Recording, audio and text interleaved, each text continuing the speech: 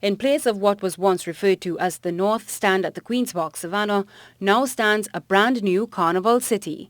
Officials of Trinbago, the National Carnival Commission, the Ministry of Culture and Arts, along with the Police Commissioner, all toured the facility and gave the thumbs up and the go-ahead for Panorama 2020.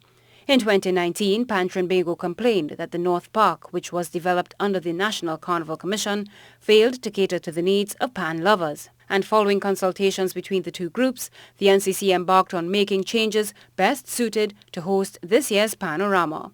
Trinbago President Beverly Ramsey Moore said all is set for this year's Pan semi-finals. Last year we were finished just after 11, and so now we are going to push to ensure that we complete by midnight.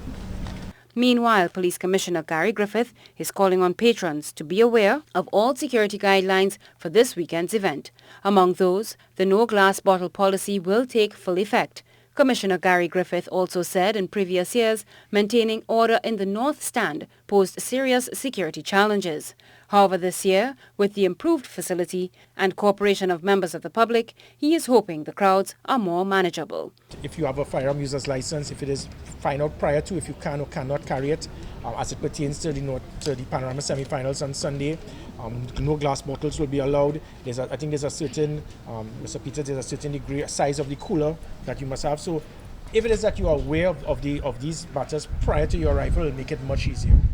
And for holders of firearm users licenses, former Acting Police Commissioner James Filbert had some advice. It is possible to leave your firearms, and we have collaborated with the police on this, leave your firearms at police stations. It can become cumbersome in the crowd. Of course, there are people who the responsibility is yours, but it can become cumbersome. So there's a choice to leave it at police stations. The Panorama semi-finals kicks off at 1 p.m. and is expected to end shortly after midnight. Khrystal Wilson, TTT News.